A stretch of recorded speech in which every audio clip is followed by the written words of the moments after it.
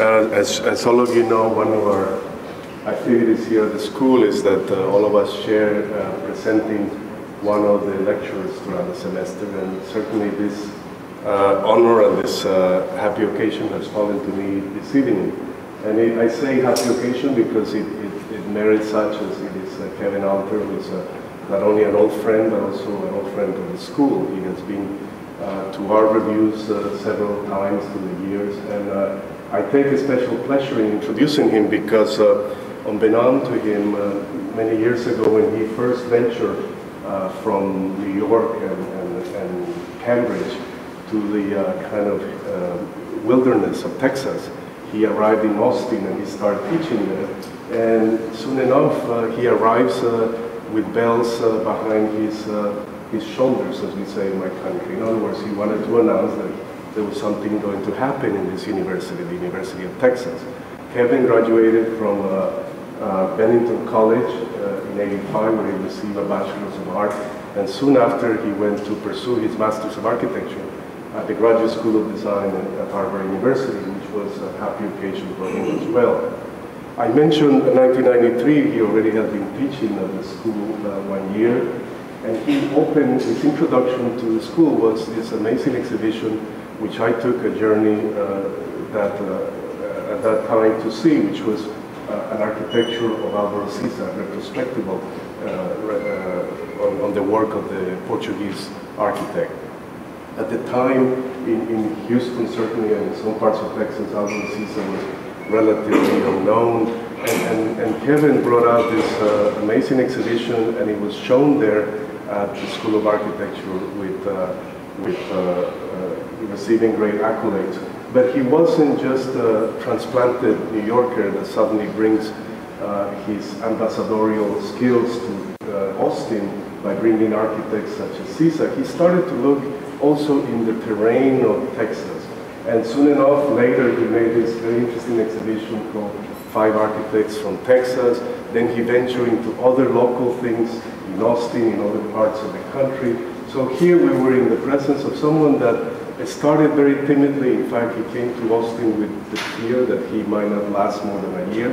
And gradually as I say, gradually he began to see the potential of this university. And Kevin, as young as he is actually one of the most accomplished practitioners and academics that I have come across. His resume will frighten anyone to see the many things that he has accomplished with dedication, with perseverance, and most importantly, living up to the calling of an academic practice, which implies that he seeks, through the labor that implies, he seeks ways of commenting with his students, taking his students to look at details, to look at the culture of architecture, and enhancing their world for those years that they are at the school. As I said, there are many things I could have mentioned about his accomplishments, but he's an editor. In fact, soon after graduating, he embarked on a publication that's always been very much a reference, construction, detail, and intention, where he also looked at the works of Swiss architects. He has been an editor as well for Center, the amazing publication that UT puts out or continues to put out. And the list goes on and on, but the most exciting production of late are these honorific titles based on O'Neill Ford's chair, honorific because they honor the great San Antonio architect, and they're called monographs and duographs. And he, along with Wilfred Wang, his fellow editor, have produced already 4 very interesting volumes, ranging from Leverance, the work of Sigurd Leverance, all the way to very young architects from the Americas, from Angelo Buschi to Smiljan Bradley. So as you can see, Kevin's appetite and curiosity was not a fluke as he arrives in Texas. It was already his command performance. He has managed to maintain all these years now, 18 years, and he has established his studio in Austin and is doing very interesting work, which he's going to share with us this evening. So aside from that brief and personal introduction, please help me welcome our friend Kevin to our school.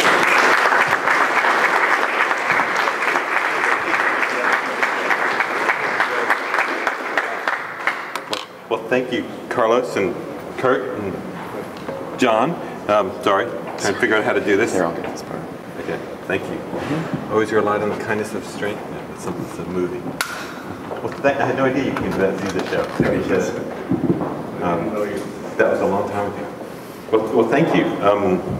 It's a very kind introduction, and I suppose the other version of that is to say that you could say that I'm easily distracted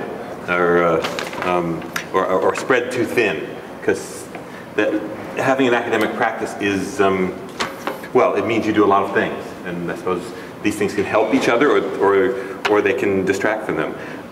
It would seem from what Carlos is saying that maybe I am spread too thin, but I like to think that these things have to do with each other, the practice and the scholarship and the teaching all together. I mean, practice is such a privilege to build. It's such an extraordinary thing to be entrusted with that kind of an enterprise, and it is all-consuming, but it's really difficult. And there are so many things in the world as a practitioner that fight against the practice of architecture, that fight against the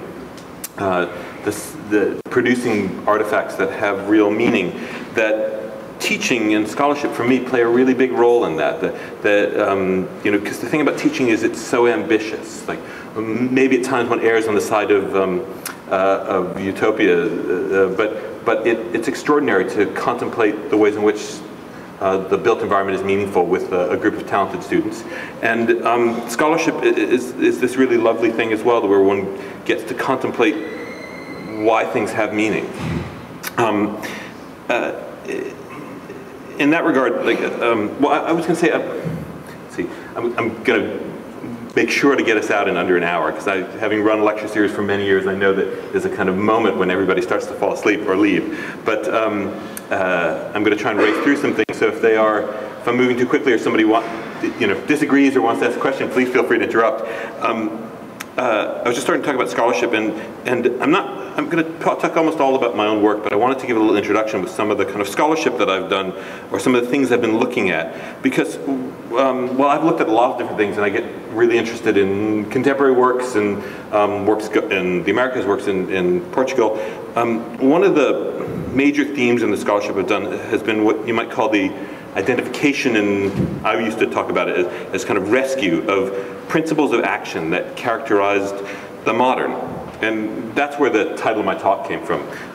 At a certain level, Kurt called me, like, we had some miscommunication. It's like, I need a title now. So one needed something ambiguous so that I could figure out what I was going to talk about. But then also it seemed like it had something to do with the things that I was interested in. I've always been interested in the modern, and I want to, but in particular, when in the bits of kind of exhibitions and writings that I did, particularly in the mid-90s, I was really interested in rescuing principles that seemed relevant to the contemporary discussion. And so as a preface to my own work, I wanted to underline 5 principles on which I focused my attention, at least in the writing, and I hope appear in my own work. And those principles are expressive reticence, structural ingenuity, civic presence, serendipity and delight, and an inclination to challenge authority.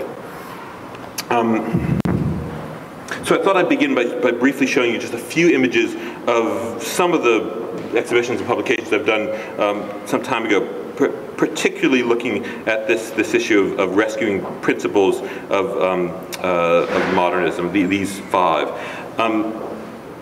It's probably worth saying that I've actually generally been interested in looking at work that is less well known, like not from the canon, not Eames and Kahn and Corbmies, not necessarily even great edifices of architecture, but rather ones that I would say nonetheless demonstrate pertinent principles for compelling design. And it's precisely because they're somewhat stripped down that I think that I believe you can more easily locate their meaning. So this is, I just have a couple of images. This is an exhibition I did with a colleague, David Heyman, in 1995, and it's on Austin Moonlight Towers. And I don't know how many, I know Carlos knows these, I don't know if anybody else does, but they're extraordinary. And okay, it's a little before what would typically be called the modern movement, but it's so modern. This is Austin's first street lighting, the tall thing. The lower things come from something else. And they were the first electric street lighting in Austin. There were 30 towers that were 165 feet tall. And if you can imagine, that's the map of Austin, and those are the little circles of light that they put out. They're 3,000 feet in diameter. And there were all these, I mean, I have too many facts about these things, but there were all these fabulous things about them. You had to be able to set your pocket watch 1,500 feet away from them. They illuminated the entire city of Austin when it was just kind of burgeoning, the capital of Texas, this extraordinary place. And if you can imagine in 1895, I mean, Houston wasn't that big, but Austin was a lot smaller. And imagine how 165 foot tall, or 165 foot tall towers might feel at the dawn of the 20th century. I mean, extraordinary, I think. And I guess I was interested in them because of their civicness and because of their vision. Like architecture, in this sense, even just infrastructure, that was really trying to do something. And it seemed like it was an ambition that necessitated something amazing, and then like lighting the streets, and doing it in more than just a perfunctory way, doing it in a way that would be ennobling, and then also it necessitated a kind of constructional invention, like how you did these things so tall out of cast iron. There was another exhibition that I did a couple of years later, interestingly, O'Neill Ford's work, in a way one of, I think, the most interesting works of his, but a lesser known group of buildings at Trinity University of San Antonio, and these are from 1951, and I spent a good deal of time looking at these things and taking photographs. The exhibition was my photographs. Not that I'm a great photographer, but to me there were principles here that seemed really worthy of our attention. I mean, these were forthright modern buildings, but they weren't foregrounded in the way that one tended to understand modernism, and this kind of clean lines, things like that. Rather, they were a kind of background against which these extraordinary live oaks and things like that could be seen. They also there were many other things of interest, but there's O'Neill Ford in the middle there in the dark suit. And these were unbelievably inexpensive buildings, but even then, in this sort of stripped down lean budget, they invented a way of building. They're the first lift slab buildings built, which is when you stack a series of concrete plates and crank them up, so he's being cranked up on this lift slab as it's being put into place. I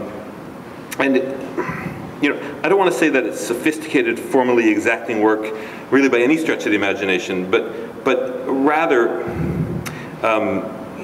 in the clear and considered attitude to landscape, in the forthright enthusiasm for innovative building methods, and through this kind of essential modesty and expressive reticence, I think the architecture is really worthy of our attention.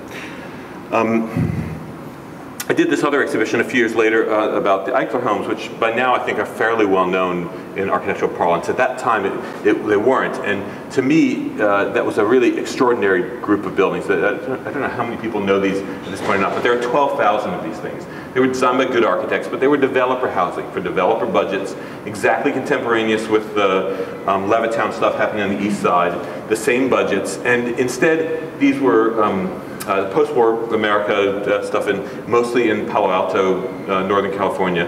And they were these amazing buildings that innovated in all kinds of ways, that suggested radiant floor slabs to suggest that, all propriety aside, that one might play on the floor or live on the floor. They had amazing social aspects. I love this image because it sort of suggests that almost all of them had a courtyard.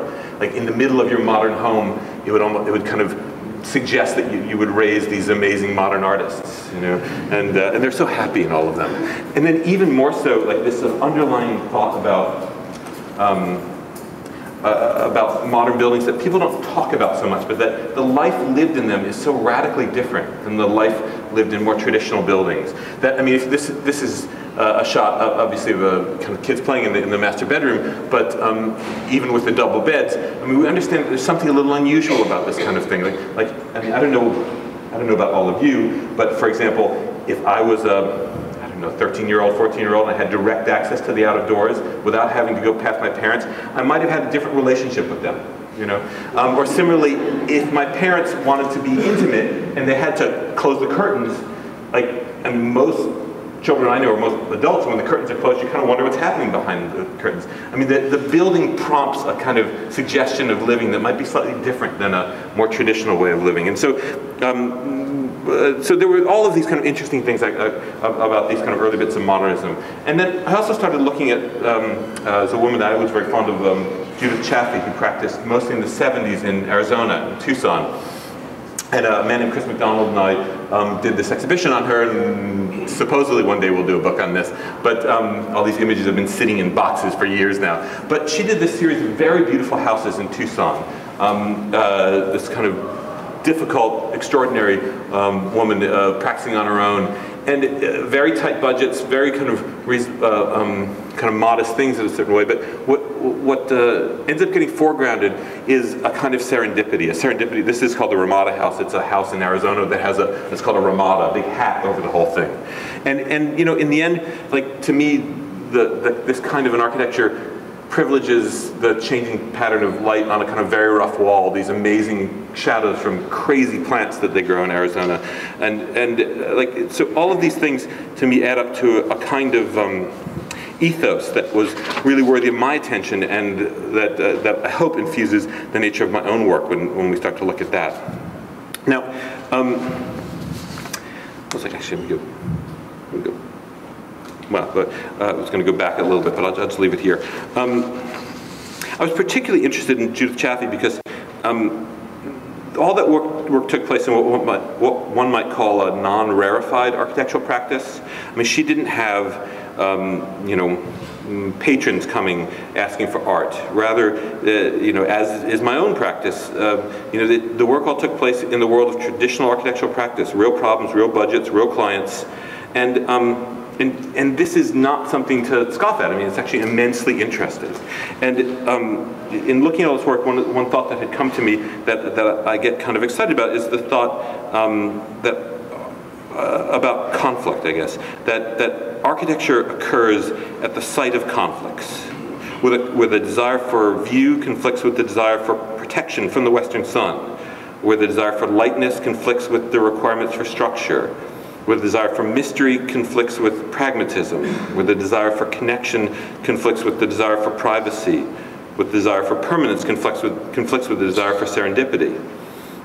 I mean, in that way you might say as an architect, I'm looking for trouble, which might have been a more interesting title, I suppose.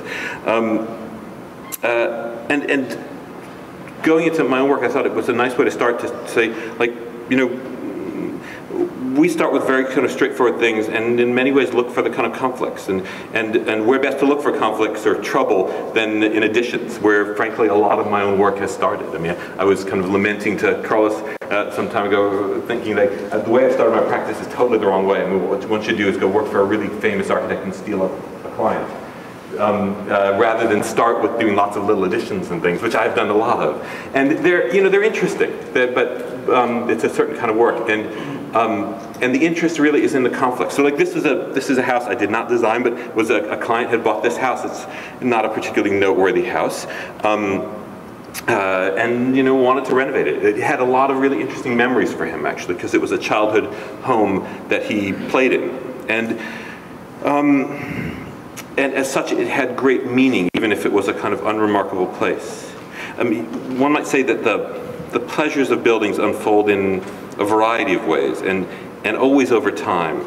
And particularly when an architect begins with an extant building, like changing it actually is a poignant enterprise. The familiar patina of wear on a door, a door handle, these things stir memories of the past in any particular home. And while the unexpected morning light through a new window might also then allow a fresh perspective. Houses need to change, you know, but they're also precious, and they're the repository of memories of a life lived, so one has to treat them in kind of precious ways. So not to treat them kind of carefully, like this is kind of hideous, right? But we do a lot of this work, and you know, we change things like that, and obviously there's a level of expense. It's the same view, but the thing that's startling about this is actually a house that was on a very beautiful piece of property that was really closed to the outer doors, putting in this enormous window. And it's this thing that I run into these people at a whole series of functions, and they come back to me time and time again and just say how that window has actually made such a huge difference in their life. And I take quite a lot of heart in that. With similar kinds of conditions, like this was another unremarkable house, very unremarkable house, on quite a remarkable site. You know, this is the kind of just past this. And you know, this was the only view. This was a project that started with doing a master bathroom. And we went on to renovate the whole house for them, but this was the only view from their bathroom towards the water, and it wasn't actually even anything they asked for. They said they just wanted to update it. And one can renovate these things fairly dramatically. And then what's actually so interesting is then the clients, in many ways, get on board with it and own it. So that the kind of, there's not much storage in that sink. Those are drawers, but that they start to understand the kind of pertinence of maybe lifting something off of the ground, so you get the sense of opening up to the out of doors. It's quite amazing when you put the hot and cold water on, because it does run and it goes away, and there's no visible way for things to get in. There's a kind of radiator hose from a Cadillac that takes it from behind the mirror. So anyway, what I was going to do, again, trying to make sure we stay under time, was just show you 5 projects. A couple of additions, a couple of larger additions than that, a couple of houses and one institution. And then I have a whole series of other images that, should there be time, to just current things in construction, 4 or 5 houses that are now being built. Most of my practice is in the realm of houses, and it's something that I'm really interested in, but we do occasionally do other things too. So, and they're all fairly Austin-centric. This is an area of Austin called Pemberton, and it was an area where professors used to live. A fairly dense traditional neighborhood with 2,200 square foot houses that is now, because of its location, far beyond the price range of most people there. And this, you might recognize where one gets these images, these sort of, Google is amazing. It's just extraordinary. So the house in the middle, it's this kind of a setup, right? It was an interesting house. That was just the other day. And the property, when we found it, had these, all the problems of a suburban lot. Like the houses next door were overlooking the yard. The neighborhood was reasonably handsome, but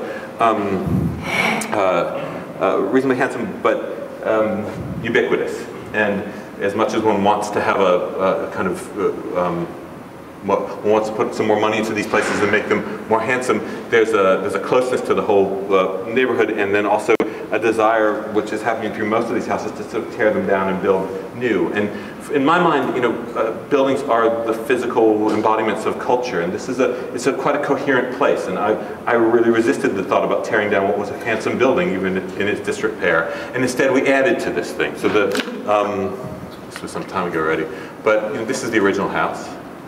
Actually went over here too. And then we sort of added these 2 wings. There was an extraordinary tree coming over from the neighbors, and that was that terrible view looking that way. And it's a relatively small lot. And that's the house in its finished state. And in the inside there was a lot of cleanup and fairly traditional work, re-chroming a banister and things like that. And then the back has a different kind of character. It's rendered in a modern idiom, where the front part of the house were rooms that were all internally focused, 19th century in their character, removed from the out of doors, removed from other rooms, and that created a certain kind of a living environment, sort of insular rooms, dining room, living room. The back of the house now, these new wings, is characterized by a very different kind of an environment, one that is replete with multivalent views, that is centered around a courtyard, in part for the sense of privacy, but then so that one can open it up in a way that's much more dramatic than if one had to open up to one's neighbors. The sort of inner courtyard, these kind of modern devices that connect inside to outside. And one of the things that I'm kind of very, very happy about with this house is the way in which one has many different ways to let in light and to see out, but rarely in this kind of very open and exposed part of the house is one aware of one's neighbors. This was a certain pleasure because the wife's mother had been a very accomplished, although not very well-known, abstract artist. So there were all of these very beautiful bits of art, although they had a lot of traditional furniture. And these photographs aren't staged with like furniture I brought in. This became like their project. They got very excited about this and finding interesting bits of furniture to live with. Another building of the same kind, in a similar kind of area, although not quite as well off, is the Avenue G house, which is here, the orange circle. And this is the University of Texas. And this area is called Hyde Park. And it is, it's certainly a lower rent area than the one we're just looking at. And it's characterized by these kinds of things. It was developed, actually the first Moonlight Tower was, where was it? It was just over here. And this area was developed a little bit just after that. And it's characterized by a certain kind of traditional building that is handsome, and there are all of these regulations to ensure that. But the place has also gone through periods of low rent. And so there were a series of these kind of post-war or just post-war duplexes and things. And most of them are torn down and rebuilt with in a more kind of Queen Anne or some traditional version. This in fact, it's legislated that one has to do that. The piece of property I was on happened to fall just outside the precinct, so we didn't have that dilemma. But the clients actually quite liked this building. They lived there before they had children. It needed to change, and we added to it. And in many ways, I think that I'm really happy about with this. God, the proportions are really off on this. I don't know what we changed, Kirk, but it's radically different proportion in reality. You can see from the truck. I don't know, is it easy to do? Can we change? Well, we probably have to go through the back. Maybe is this what it's supposed to look like? That's what it's supposed to look like. We might want to change it because they're all going to look totally weird. Okay. It's kind of long. How one extent it rises when this is happening. But it seemed important to me to start by showing you a couple of additions, partially because it is in this realm of kind of real practice, and also because to me it's a kind of particularly interesting thing to look at these places that aren't blank slates, that have meaning from from their memories as well as from their kind of physicality.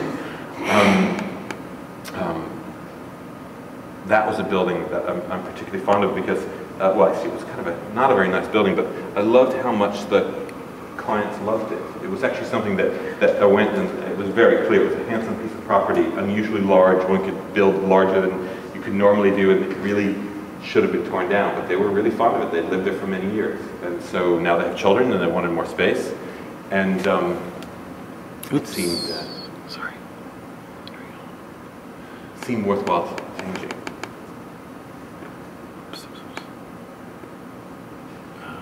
Sorry, I'm trying to go back to the, here we go. Okay.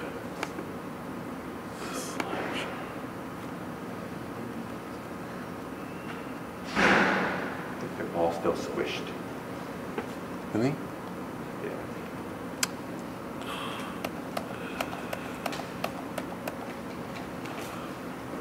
It's not right. Pardon me? It's not right still. It's still not right. Do you want to try quickly opening it? Sorry. It seemed like it would be nice to see what they really look like.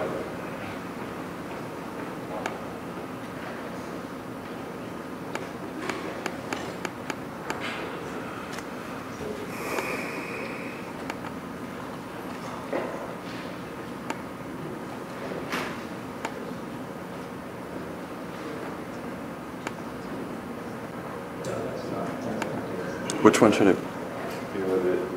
Well, this is something like 10, go down. It's 10/24. Okay. Let's try that.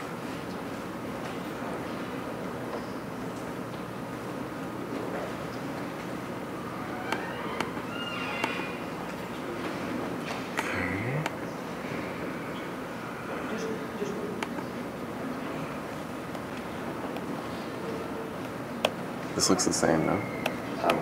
Can't tell on those. Maybe I project it. Oh, we can go.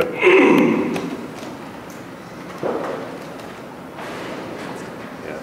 All right. What? It was worth a try. It was worth a try. Yes. Is it still? It's about half as wide as it's supposed to be, but those are square windows. It doesn't make sense. Well, it's just a projector. I think it's just a projector. Oh, well. Okay. I don't want to take too much No, it's okay. We'll just proceed. So I wasn't paying much attention to what things were looking like, but they look all very weird now. They're all squat. I can't quite remember where we're at. But so, there are virtues in a building starting to, how can one say, starting to form a datum against which other things might be measured. And then inside, in a place where the homes are generally quite a collection of quite small rooms, that they this one in particular is offering other options for kind of, it's an extraordinary amount of open space for this particular part of town. So spaces that open up, there's a living is upstairs, or private space is upstairs, and there's this kind of bridge-like family room that allows the children to be kind of part of the larger entertaining area without necessarily being part of it in person. Funny bits to kind of go up and down. And then the place is kind of punctuated with a series of odd skylights and funny little box windows that allow curious views from the kind of private realm to the public realm. And any fan of Duchamp kind of recognizes these kind of doors that open one space and close another in the bathroom. We had a very kind of, what can one say? I guess every architect has a series of stories and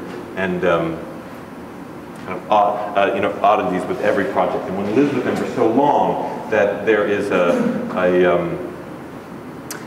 one gets to know all of the things about a building. This was a very interesting project that started. This is not my work, but it's the house that I found on this quite extraordinary site.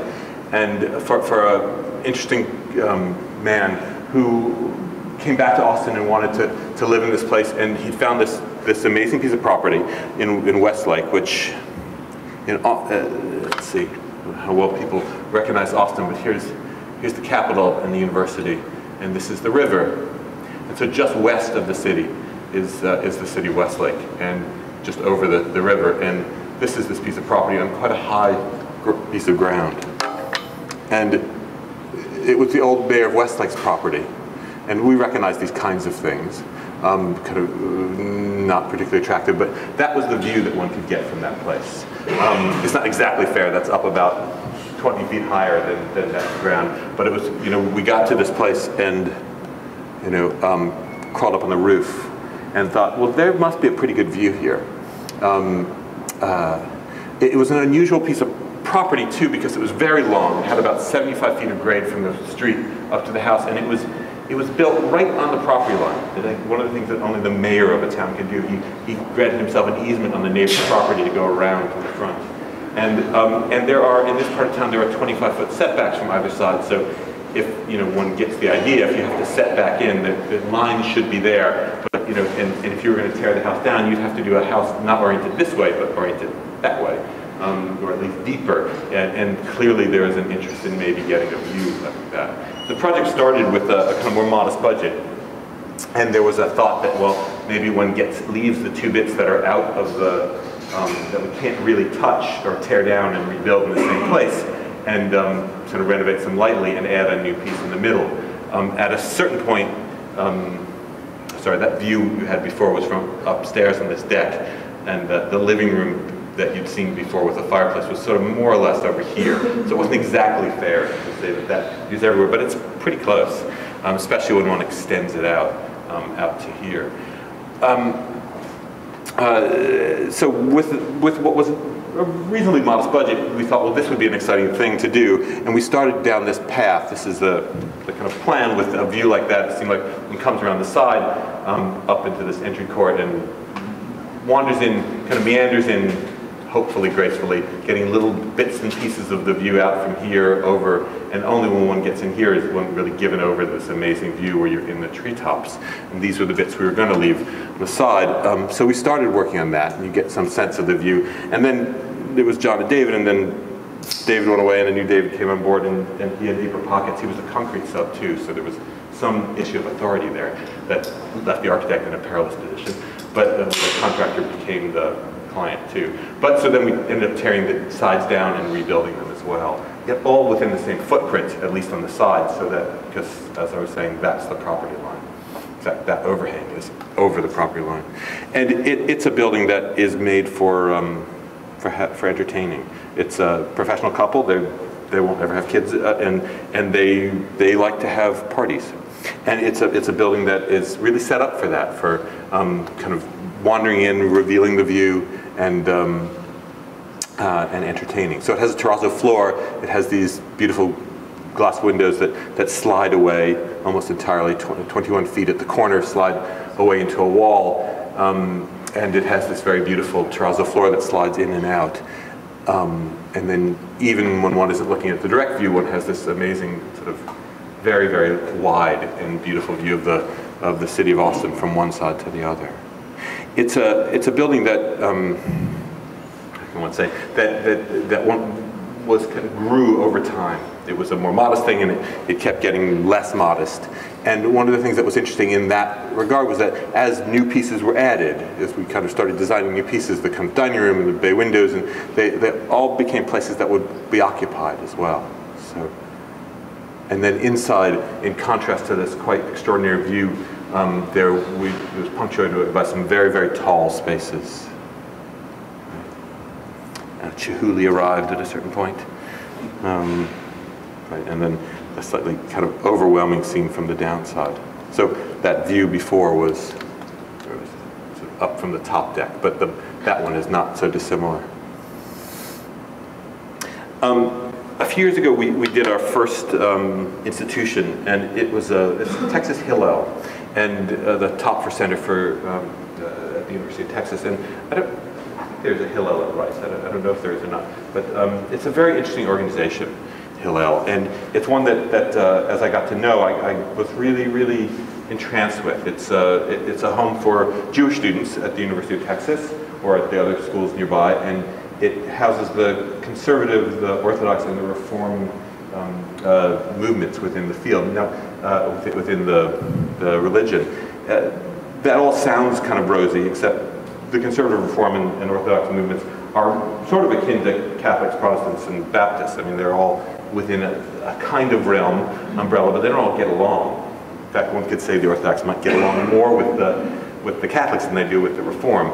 But it's an amazing organization in that they all worship there, and they all have their own separate ceremonies on Friday nights, and then they all have a meal together at the end of it. It's a kind of extraordinary thing.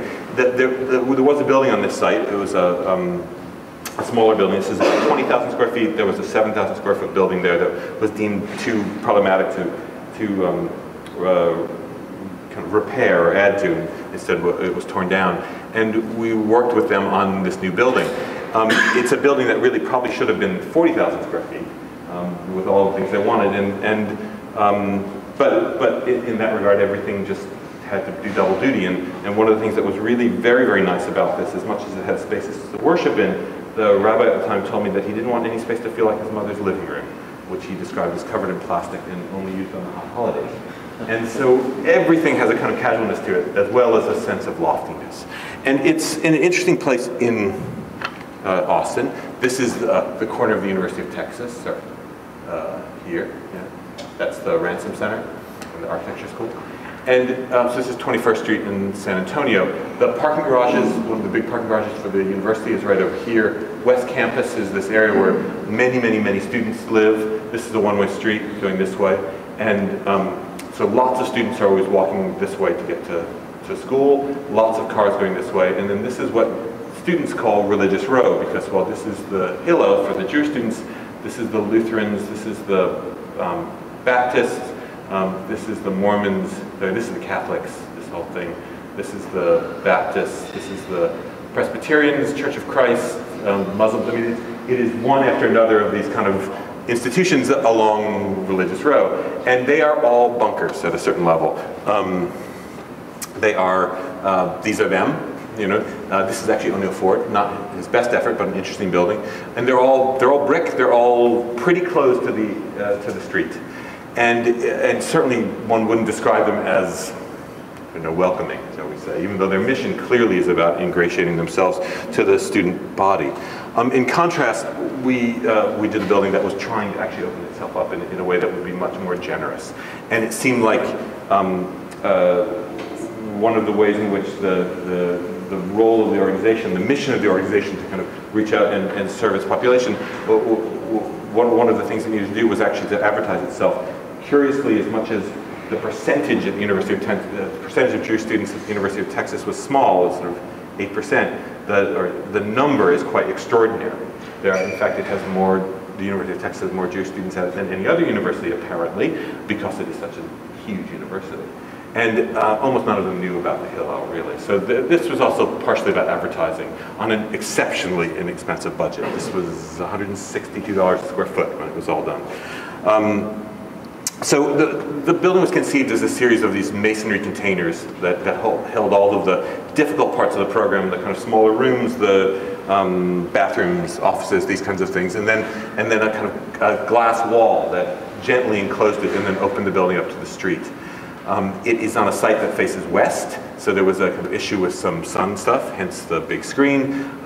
It's on a site, as I was saying, that has a lot of traffic going this way, and foot traffic that way, and vehicular traffic that way.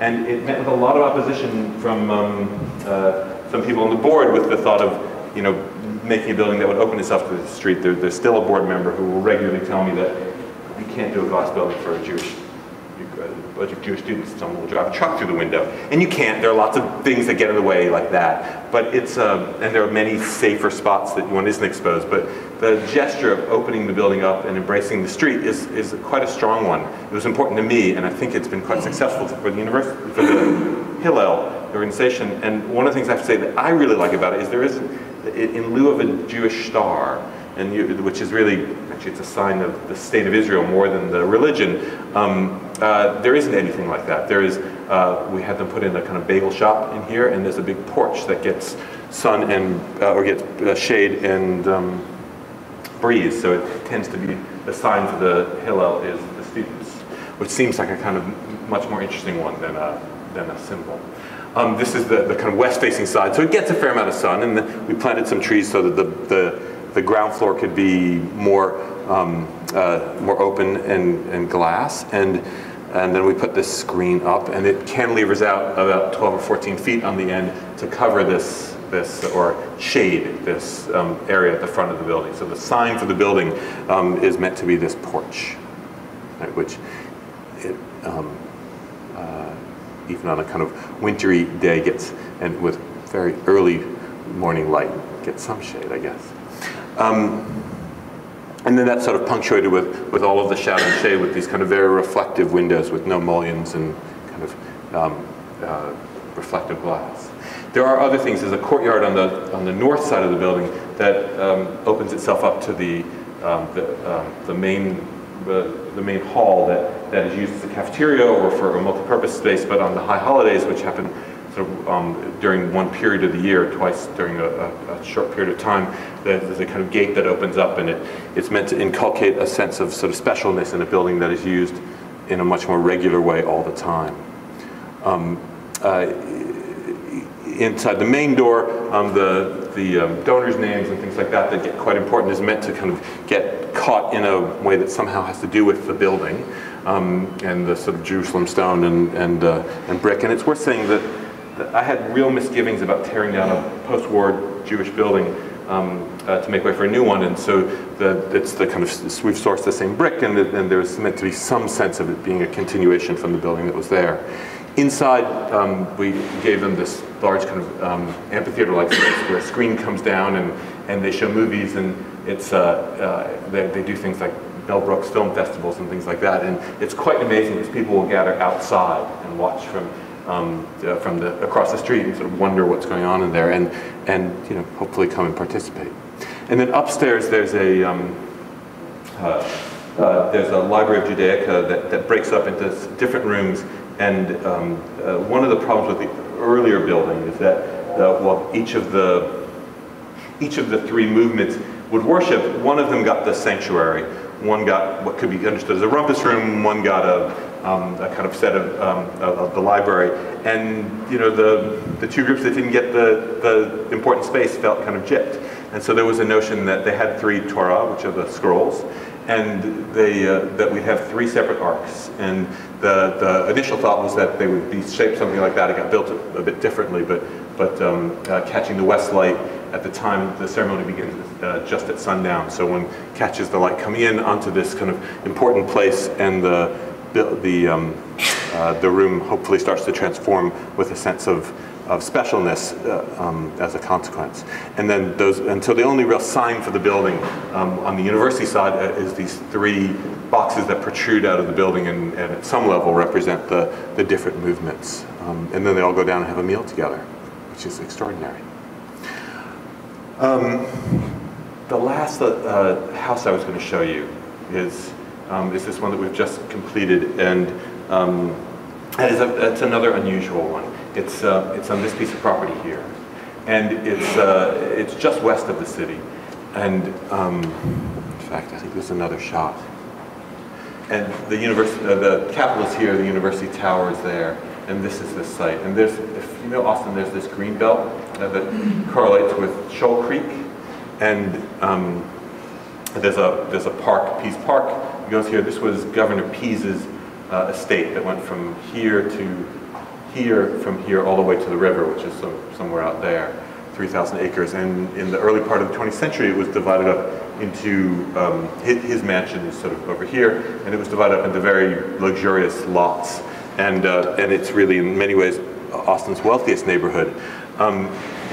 This is Windsor Road, and these houses all had to be, there were restrictive covenants saying they had to be one story so that the really big ones over here could have a view of the city. And then this lot, this is Windsor East, which goes down quite precipitously to the park, and which starts here, is the first lot that doesn't actually have that same restriction. There's a lot of slope, but it could be any height it wanted to. There was a covenant that said, what was it, that it had to cost at least $7,000 to build, which wasn't really a problem.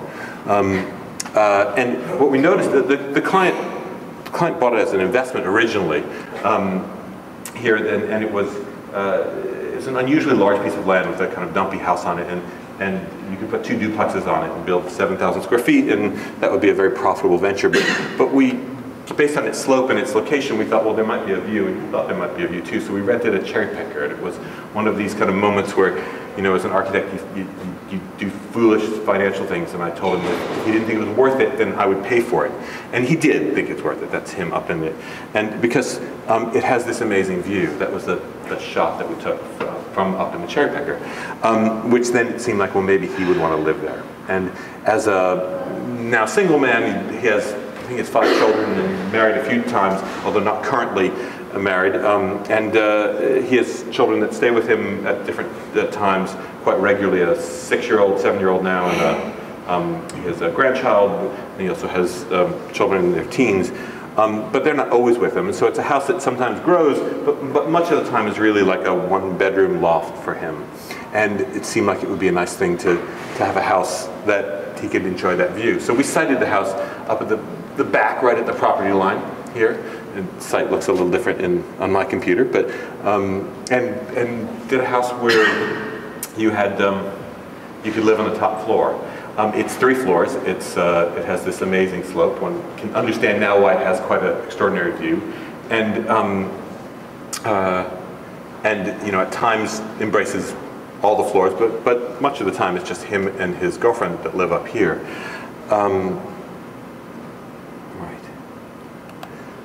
So it's a pretty straightforward plan. When one comes in, there's a entry kind of garage up at the top in his office. Up on the 2nd floor, there's a couple of bedrooms, 3 bedrooms here, and here. It's a caterer's kitchen, a dining room. He's someone who will only use his dining room when he's catering a kind of party, like a big Thanksgiving thing or something. A little porch. The stair takes you up to basically a 1-bedroom loft. His bedroom here, bathroom, and a kind of living condition.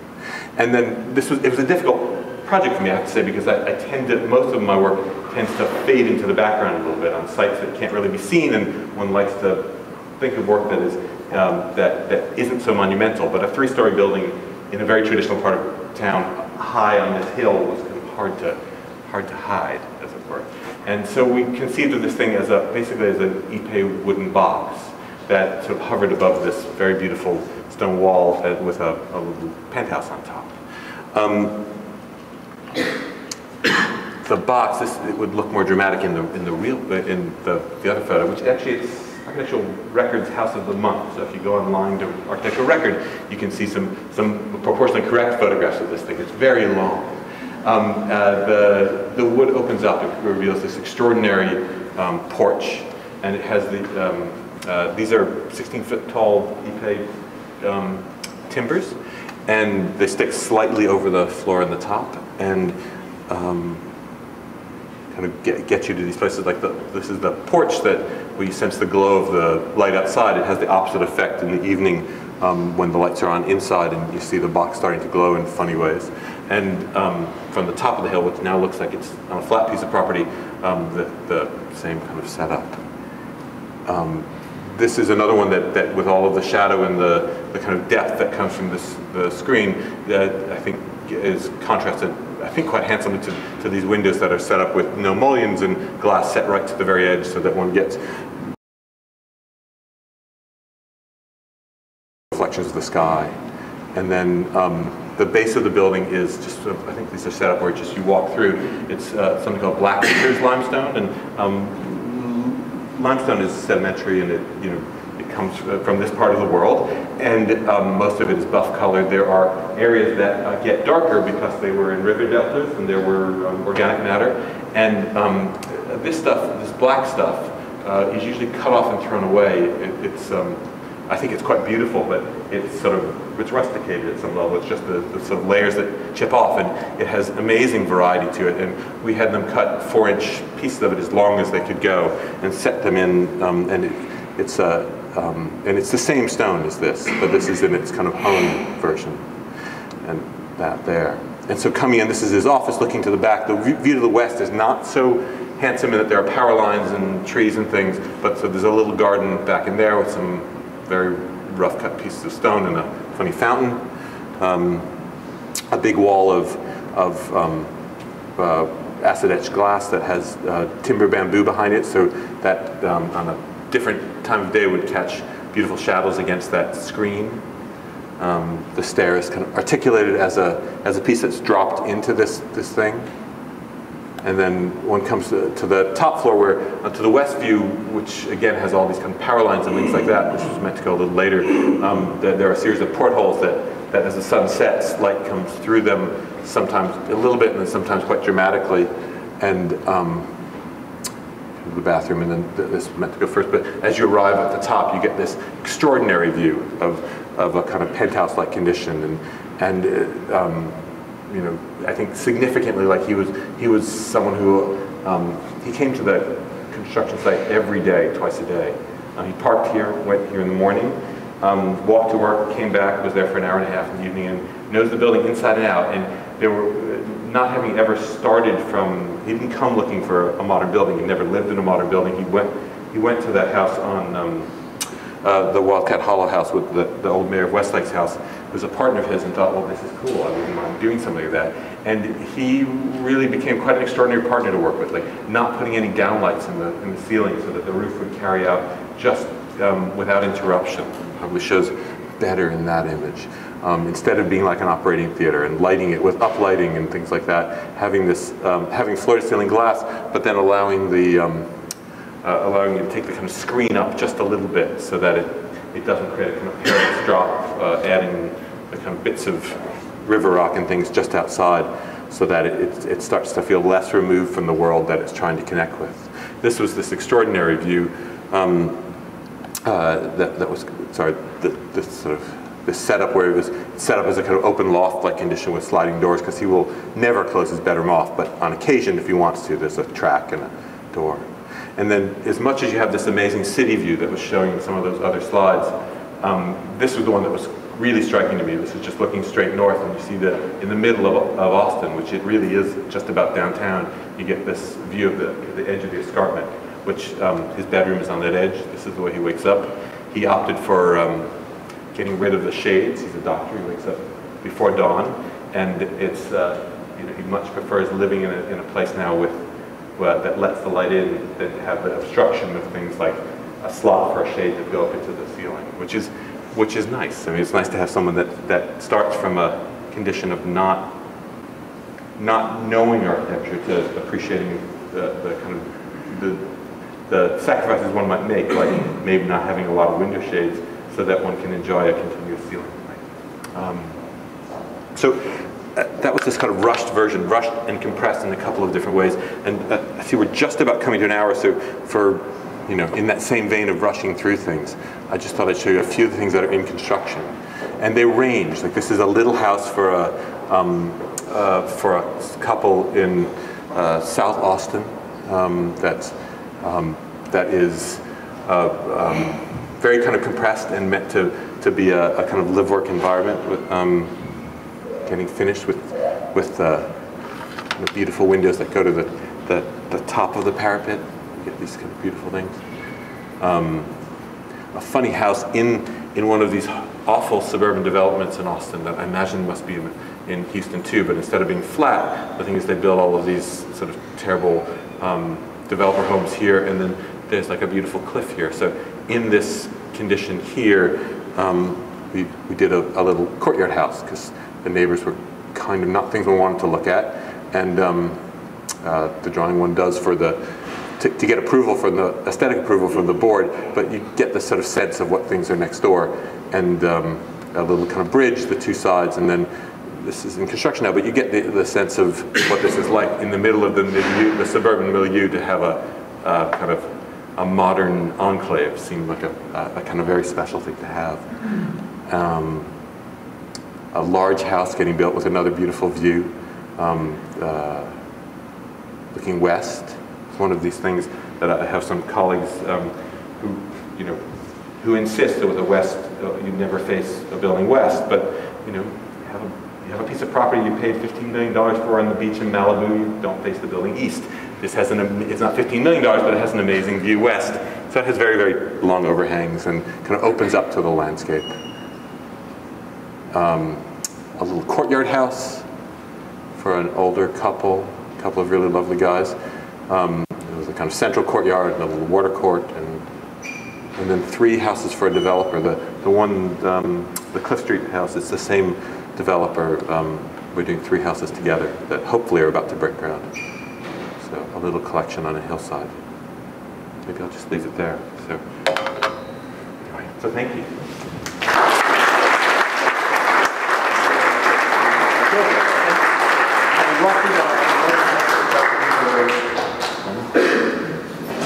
Yeah. How do you feel the recent decades growth in Austin has affected this? I mean, Austin is a very different place than the city I moved to in 1991. I spent, when I moved there was no one doing modern work, for example, and it was hard to be an architect there. Postmodernism was still quite strong. It's already held. The city has grown. That's grown in a useful way. Like there's a lot of young money there. Dell, there are lots of Dellionaires. And what's interesting about the city now is that there are actually people that have the means, but then aren't weighted with the sense that things have to be have to fall into a certain set of traditions or where they came from. So the building climate often, well, until the little bust recently, was pretty exciting in the residential world. Downtown Austin has changed pretty significantly in the last few years as well. The tall house of the doctor in the three-story house, before he came to me, he put down money on the first downtown apartment complex. And that was only about 7 years ago. And the way these things are funded is that the developers wait until they have a certain percentage of them sold, or at least committed to sell them before they start building. And he waited so long that he eventually pulled out. Nobody would live downtown.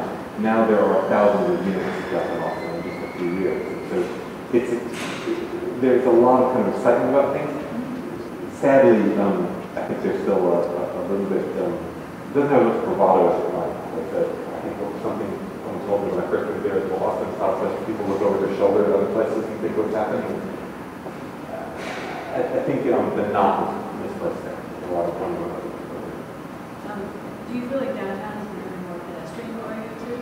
Oh, it certainly is. I mean, like, is Austin just expanding north and south along highways? Well, it did for many years. And Austin is in this interesting area where there were large ranch lands to the west and mostly to the west, to the north and the west. Big, grasslands that had been overgrazed, and then the soil blew away, so they weren't valuable for farming. And so there were big tracts that were quite beautiful, and so they were cut up to be these mega developments. And there are a lot of Austin villas down in the hills for carpeting hills. that's still happening, but then there's been a research and interest going into downtown. And it's been radically influenced by the New Urbanism movement. So those principles are very alive and well. For better or for worse, they're very present. So wide sidewalks, traditional kind of stuff. But some nice things happening there too. There's Arthur Anderson and Chris Wise at W Hotel, very interesting, all of that. So it's exciting in that way. It's not as ambitious as one might want for a modern city growing in the 21st century, but it's certainly radically different from before. Yeah. The work that you showed seems to be related to the form of practice preceding theory. Practice preceding theory, which has been done in the past couple of decades, especially in so I'm wondering how has that influenced your academic work and your involvement with the school? Practice preceding theory. Yeah. That's an interesting way to put it. I finished school at a time, it was kind of curious time to finish in 1990, when certainly in the Northeast, that wasn't a particularly good time to start practicing law like we did now. And there was a lot of work, when you say theory precedes practice at that time. In the early 90s was a kind of heyday for that stuff. And it was something that actually personally, I had real problems with. I had a real problem with architecture as the translation of other things, which is often how, not to completely belittle theory, because theory is important, but the sense that practice follows theory as a way of translating it has always caused problems for me, because at some level, what seems interesting about buildings is that one has a kind of direct relationship. The pleasures come out directly because of that. And so the kind of what I tried to show, showing a little snippets of the earlier work I did, is that my earlier scholarship was about looking at artifacts and seeing what's meaningful about them. And to me, that's very exciting. It's one of these things you probably have this experience as well. You go to a building that you've read lots about, and it's radically different. I can't tell you how many times I saw University of Virginia in the school before, and when you get there, anybody mentioned it was on a hill, and all of those kind of devices were about dealing with the section. Or, this is well known, but at some level, the sense of practice preceding theory, that to me, what's interesting about that is the hope that the value of architecture is grounded in experience. It seems to me theory's role is very much in contemplating why things are meaningful. But as I said, what I like to look at it in the way you characterize it is it leads to an architecture that's vested in a phenomenal experience of artifacts and spaces rather than them representing something else. Thank you so much for the lecture. There was I really like it, those moments where you actually get the lecturer stop, right? And say, this image is not right. You're not seeing that what I see. You're not seeing that what is my screen, or that what I have in my head. And I was wondering how you actually produce your architecture, right? Because how you produce your architecture. You showed us those images that they are at the end of this line of production of an architectural project. And sometimes you show us some drawings, and I like it to see towards the end, when you show these projects that are still in gestation, which kind of documents did you show us, right? And you showed us those renderings that have somehow perhaps a lot of similarity with the pictures that in 5 years you will be showing of those projects. So for me, there are two questions, right? One is, do you think your architecture through these images, through these moments, that then you expect to find again replicated in the real building? And the other question, it has to do a lot also with the notion of image and light.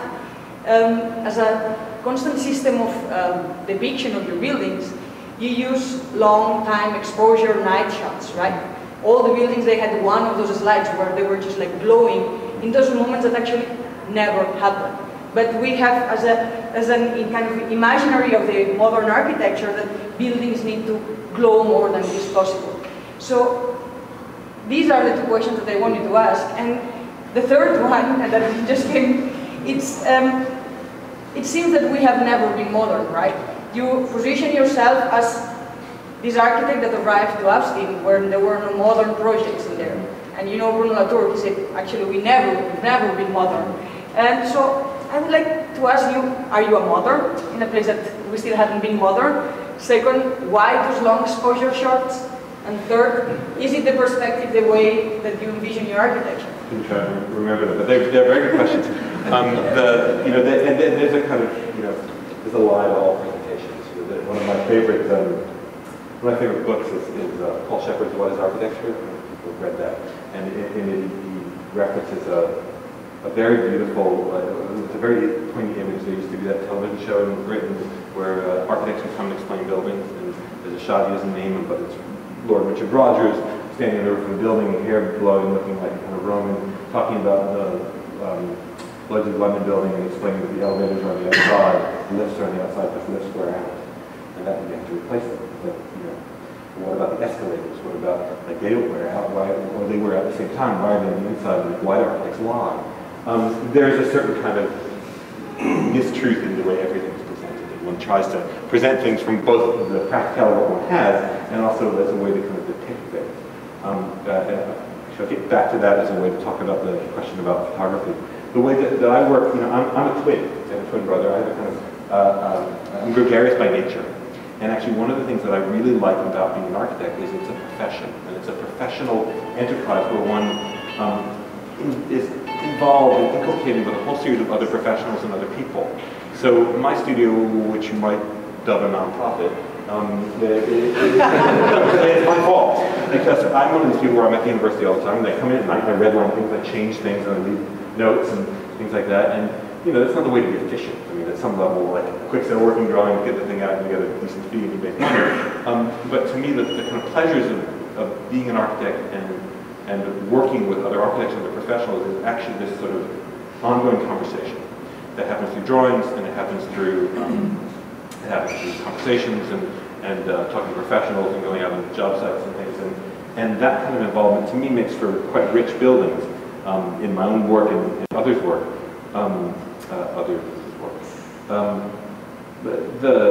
The images I showed, like, it's funny, I don't use a computer like that. I mean, actually, almost all the drawing I do is by hand.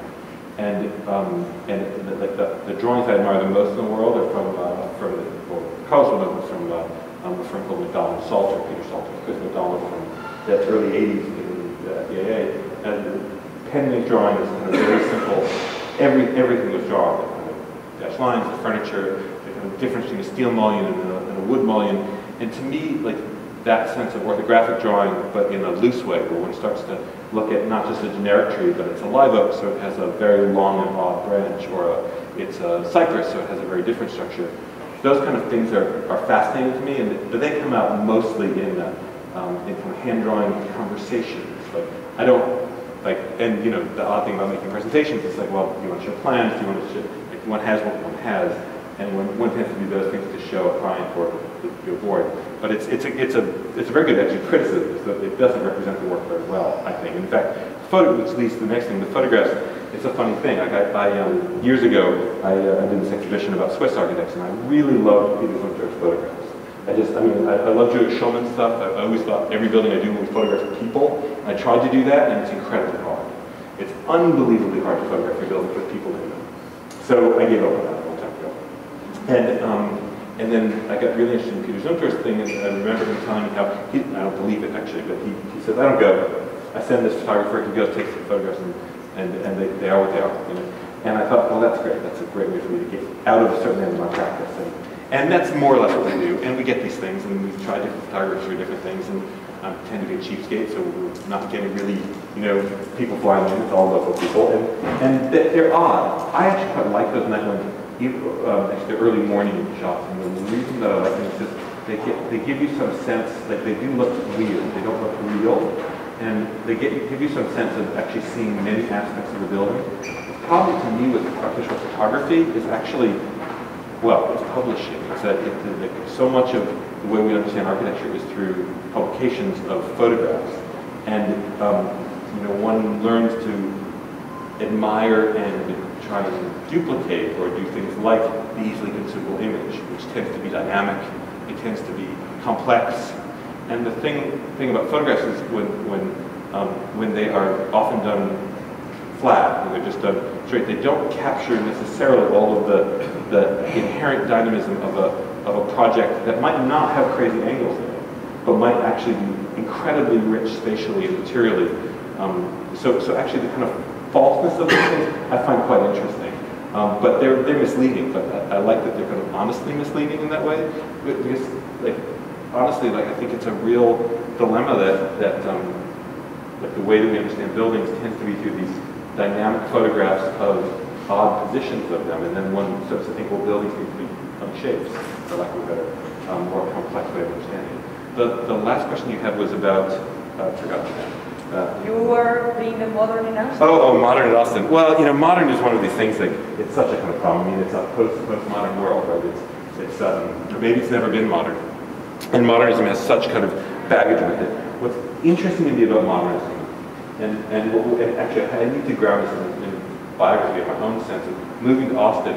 Austin was a kind of curious place in the early 90s. There wasn't a lot of that kind of fervor, and in fact people were building a lot of Tuscan things or traditional things. Postmodernism was still vested there, even if it was waning everywhere else. The thing that seems so interesting about the modern work that happened in Texas, like the O'Neill Ford work, or even that kind of Moonlight Towers, was that it had ambition to be something radically different, that its meaning wasn't grounded in a reference, it wasn't grounded in being like other things, but rather, you know, one can make buildings that open up to the outdoors because it's a kind of incredibly benign climate, or that was a background to these, you know, like these horizontal datum lines against which you can measure one of these enormous live oaks or the undulating landscapes. And it seemed like a kind of a language and a set of kind of principles that had worthy ambitions. So to me, that's the kind of, what I like about the term modern and the kind of root of it in the mid-century of America is this sort of straightforward practice-based, not theory-based modernism that was all about, I mean, you could call it almost humanistic. It was about phenomenally experiencing the world differently vis-a-vis a building as a kind of machine. Whether I am or not, I mean, I'm not sure. I'm not sure I have the kind of forthright principles that you see in Pierre Koenig. Pierre Koenig was a friend of mine, the Case Study House 22 architect, who became a friend. I got to know him at some point. And my goodness, the man had vision and authority. He was the son of a bitch, and he just, you know, he was the best there was, and he should. This is what it had to be, you know. And he got very angry at his clients, like the famous, you know, images of where they changed his buildings.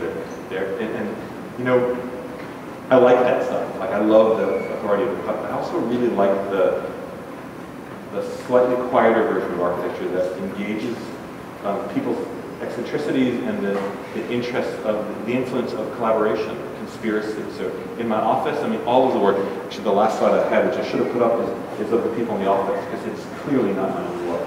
You know, the Hardwood House, that was earlier, and that was just me. Right? But most of this stuff has been many-hand, and it's interesting because of that. It's interesting because the clients are different.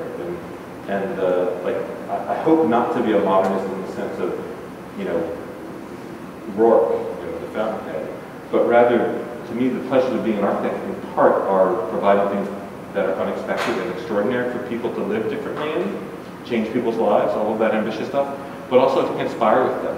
You know, I mean, like we were doing these several kind of fairly large houses, and one's for this gay couple that really likes to entertain, and is unbelievably flashy, you know, and beautiful and fabulous, you know, and they show amazing parties. Another is for a kind of an older, you know, very proper man. And has a full dining room, and it's modern, but it's kind of, it has a very different characteristic. And at the same time, we're doing this thing for a real family. That their primary interest is not what things look like; it's really how to make it a kind of comfortable family house. And I think, like all of those things, there is room in the kind of sense of modernism and trying to make the house inspire a life that lives better, differently, more ennobled, but without maybe the dogma that I think, you know, gave modernism its kind of sense of ruthlessness, at least in a kind of general sense. Does that answer the question? Yeah, Kurt, I just had a question about, I was interested in the early exhibitions, and I was curious what kind of available lines of thought preceded you in terms of dealing with that material, in the sense that, you know, as someone who does a lot of work on post-colonial architecture, there's always this looming cloud of the model of center and periphery, in a sense. And in a similar way, you're looking at architecture which some would consider regionalist. And so I'm curious, you know, when you were actually kind of working on these exhibitions, what were you responding to, in a sense, and when you actually wanted to kind of bring that work to public light? I mean, is it work that had been treated very seriously critically? No, or? I'm not a scholar. Like I say scholarship, right. But like I actually, you know, I don't want, like, I suppose I don't have the patience to be a scholar of that kind, that has taken a body of work that's been treated really seriously. And, like, I like reading that stuff, and I like knowing about it. But actually, to me, the pleasures of writing have, and pains, I suppose, because it's hard writing. I mean, you know, one likes to write. But it's actually in the conception of things and trying to look at things that seem to be pertinent and to try and decipher why they are. So, you know, I mean, it's funny, I'm having this ongoing conversation with a colleague of mine, because I've been trying to get somebody to write a book about synagogue and American modernism. I just think it's so fascinating, you know. And he keeps telling me, Michael, keeps telling me, you need to write it. And, you know, I don't want to. Like, I don't have the patience to be that kind of historian and probably the skills, but rather I'm fascinated by looking at a particular example of, you know, like Roman Ford was well known, but Trinity is something that was never really looked at because it's kind of base, it's crass, they're not beautiful buildings. But in a way, to me, it's the most interesting thing they ever did. They invented a way of building. They you know, the sort of lift slab stuff. They made buildings that had such incredible life involved in them. And part of the modern project that doesn't get talked about enough, but it's about how you live in buildings differently. You know, I was trying to talk about its propriety. So for me, that work is actually about trying to determine and, how do you say, kind of investigate, explore the concerns that one has an intuition or interest that doesn't really find them. I mean, I think most of you are students, there's a version where you learn about architecture. Well, you learn in many different ways, but I always feel that you know, one has to almost be slightly schizophrenic to be an architect. You have to trust your intuition and draw things because, I don't know, you have a vision. And then you need to be able to look at it in an analytical way and say, why is this pertinent? And you know, as you get more skilled with drawing or with your computer or with making forms, you make things that are inherently provocative, and then you try and figure out why they're provocative. I think, you know, the thing about being an academic architect, being someone who has the privilege of being at a university, is that one has the kind of responsibility and rights to go and look at stuff that there's something interesting about those moonlight tunnels. I mean, they blew me away when I was in Austin. I mean, everybody knew them in Austin, right? But like, they were just around. They were these curious things. There were lights under them. You know, I mean, there were many of them in the country. They're the only ones left. You know, they were in New Orleans. They got rid of them because they said they fostered crime. They had deep shadows in the porches. You know, people would hide in the porches and mug you. You know, I mean, and then they have a kind of, you know, then you start to look further and realize that, like, it's amazing. The only light that could go that bright was what's called carbon arc, and it had to be changed every day. There were 6 carbon arcs. It was a little filament that burned incredibly bright. And so one guy's job every day, he weighed 165 pounds, was to go in the middle of each of these. They had a little elevator, it was counterweighted with a foot brake, and it weighed 165 pounds the weight, and he went up and changed the filaments, and, you know, 180 of them every day. It's kind of, and they invented this way of making. How do you build a 165-foot tall structure when everything else is masonry and sitting on the ground like it's meant to sit forever? It's awkward, but that's what I meant earlier about saying I like these stripped down things, because actually, in a way, the more finesse things are harder to get underneath and really see what's happening. I mean, I find that in my own work now too. We're finally doing some work that has bigger budgets, and it is easier to make things look handsome when you have $400 a square foot to kind of build something nice with, as opposed to 150, and then it's actually the space and the architecture that makes a difference. So, yeah. Thank you.